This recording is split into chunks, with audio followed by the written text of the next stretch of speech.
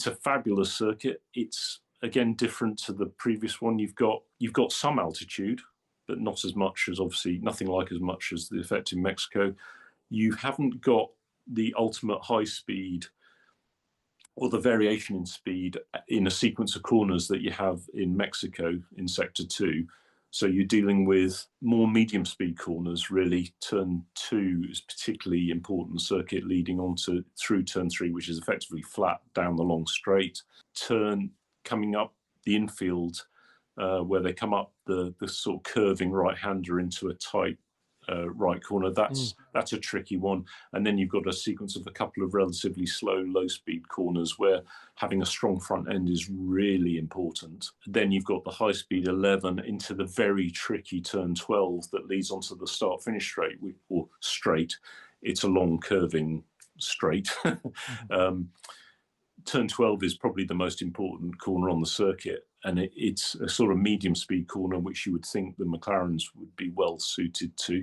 It's where, again, an emphasis on good entry stability and then having good front end so you don't run wide as you come out of the corner is important. It's not too hard on the tyres. It's more of a front end limited circuit, and it's got the very long straights, which is interesting from a qualifying point of view because you can't actually deploy your full power just coming out of the last corner to start your lap. Actually, the distance between the start-finish line, or the timing line, and the first corner is actually quite short. So normally the drivers only start deploying full energy as they come round past the pit entry to start their qualifying laps. It's a great circuit, even in the truncated modern form. I mean, I wish I'd been around to see the original circuit. When was that last used? 1980, I think, was the last one, wasn't it? Was it Renault? Yeah, with Renault, yeah. I saw all those races. They were just amazing. If I could the first corner was banked and flat, as Yeah. was the second one, basically. Yeah. And then the long back straight down to John Watsonville. I call it that because that's when the track broke up in, I think it was 77. And, I think he was the first guy to go off there, and about 5 cars all went off. But, and speaking of the rain, we've also had massive flooding, just rivers of water across the track at Interlagos as well. Yeah. In various races. Big problems at Turn 3. They cut grooves in the track. I think that would have been the 2003 race was particularly difficult, wasn't it? And then again, I remember when we had Jolyon Palmer driving, so that must have been 2016.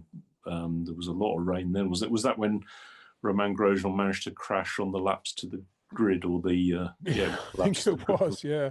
We've had some amazing things. Mark Webber's crash that stopped the race. That was 2003, wasn't it? The race Nick Heidfeld spinning and hitting the safety car. Oh, well, the safety. Fernando Alonso's massive shunt as well in the Renault. It's been a lot.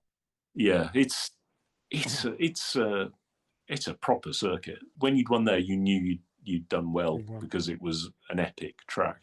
It's like Suzuka. Yeah, one of my favourites, to be honest. And what a great place. The crowd energy is phenomenal. Oh, yeah. Wonderful. On the grid there, the way that very high wall to the grandstand and the track sort of sloping, it's got a real sort of gladiatorial feel to it, isn't it?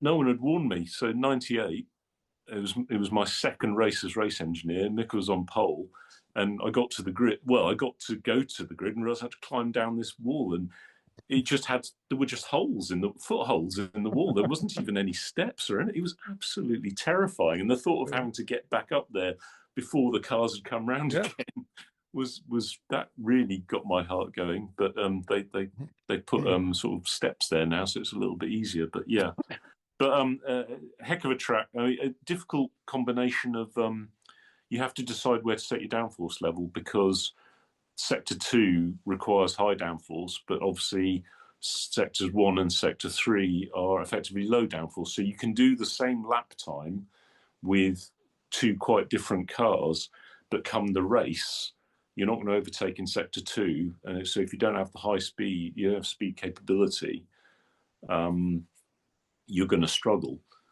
Although, having said that, you need to get out of Turn 12 and Turn 2 well. So you take too much downforce off the car, you start to struggle in those corners.